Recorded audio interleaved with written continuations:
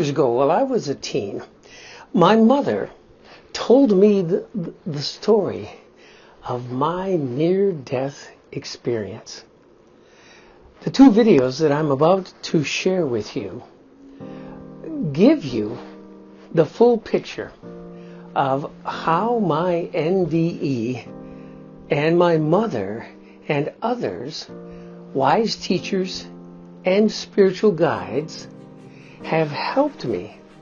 They helped me realize God's wonderful, grand purpose for my life. I now understand how God was with me from my very first breath. And even today, as I share my story, what I believed as a child, the way I saw my purpose changed. It changed as I faced life's challenges and as I grew and as I handled those things. How I was meant to walk sometimes shifted.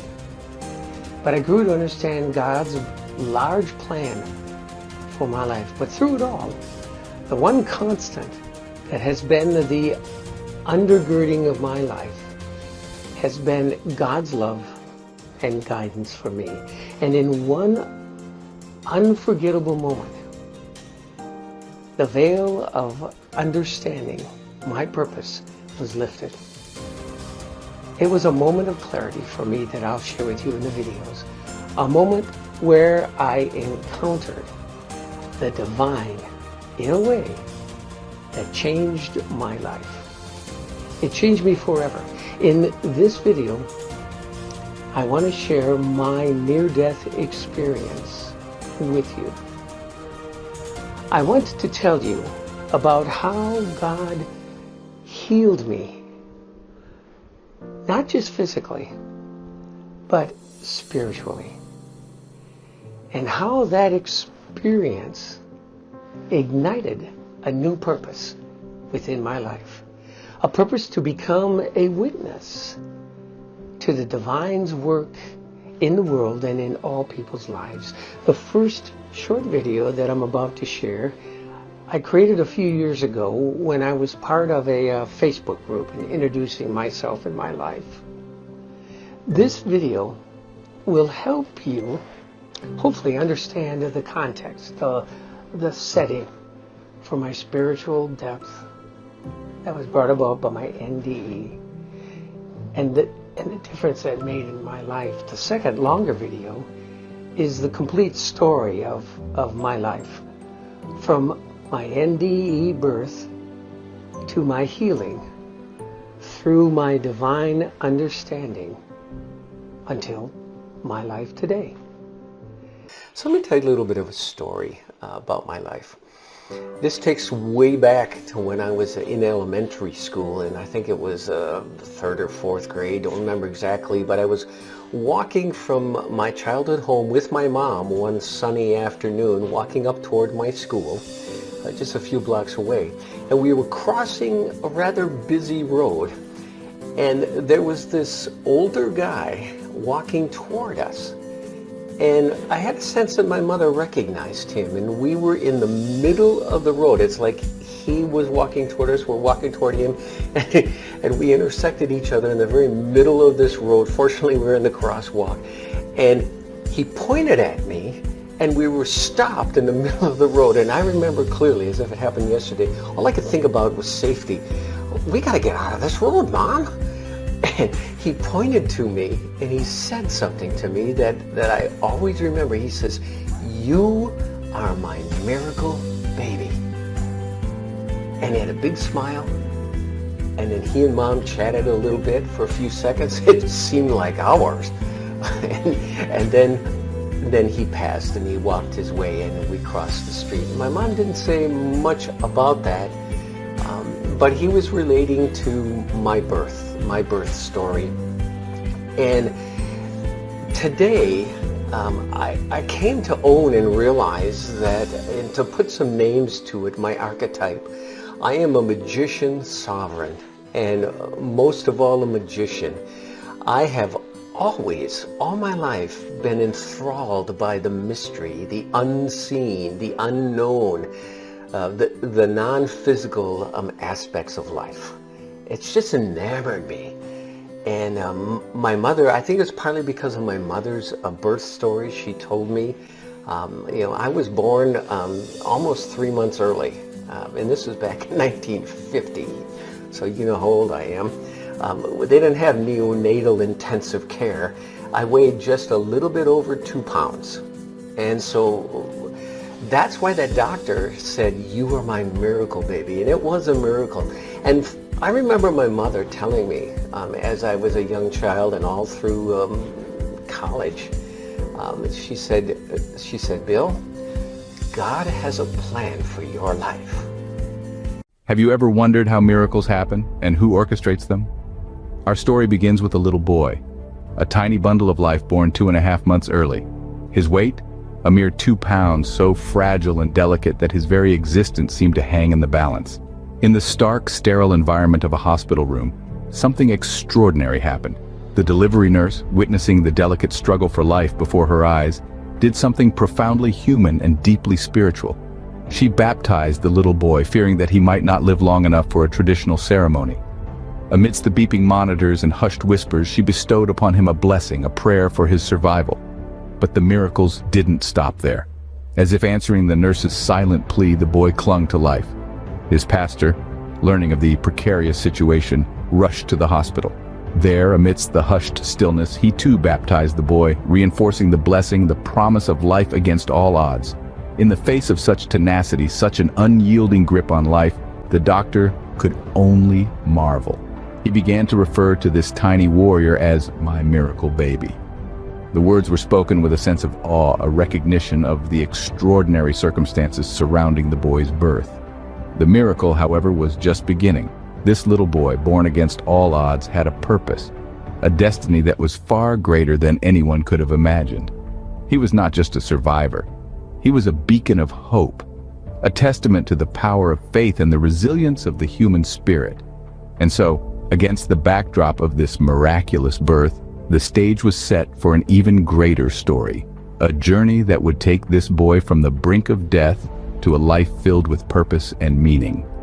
This little boy, born against all odds, was set to embark on a remarkable journey. Can faith shape a person's destiny? Let's journey back to the story of our miracle baby, now a young man. Stepping into the world, his heart ablaze with a purpose inspired by his mother's faith and the miraculous stories she wove about God and his benevolence. Fresh out of college, he felt a divine calling, a pull towards a path less traveled, a path that was fraught with challenges yet promised profound fulfillment. He decided to enter the ordained ministry, a decision that was not made lightly but was rooted in the faith instilled in him since his miraculous birth. For over 45 years, he served with unwavering dedication. His journey was not just about delivering sermons or performing rituals. It was about connecting with people, understanding their struggles, and helping them find solace in faith, just like his mother once did for him. His commitment was not confined to the walls of the church. He sought deeper insight and wisdom about God's guardian angels, the unseen forces that he believed were always guiding and assisting God's children along life's paths. His mother's stories about God's benevolence and the miracle of his own birth had sown the seeds of this quest within him. Yet it wasn't always smooth sailing. There were trials and tribulations, moments of doubt and despair, but his faith never wavered. He held on to it, drawing strength from the belief that he was part of a larger plan, a divine orchestration. His journey was a testament to the power of faith, a beacon for those lost in the stormy seas of life. It was a journey that echoed the words of the great theologian Martin Luther, who once said, "Faith is a living, daring confidence in God's grace." His faith and dedication were unwavering, but little did he know he was not alone in his journey. Do you believe in guardian angels? This question might prompt a variety of responses ranging from skepticism to absolute faith. But for the young boy who was twice baptized, who was deemed a miracle baby, the answer was never in doubt. He grew up believing he was touched by divine grace, and as he matured, he discovered the identity of his celestial guardian, none other than God's archangel Raphael.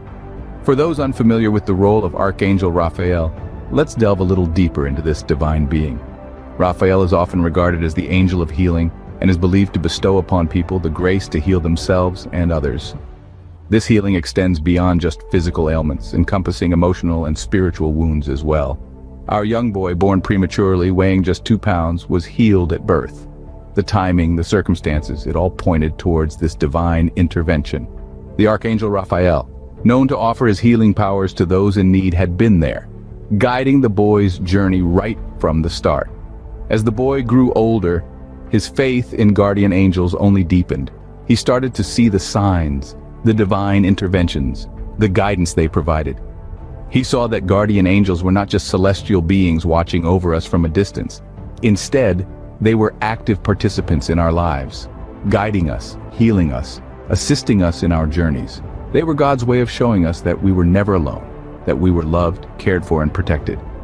These revelations led the boy to a path of deeper insight and wisdom. He saw the world through a different lens, a divine lens. He saw the hand of God at work in his life and the lives of others.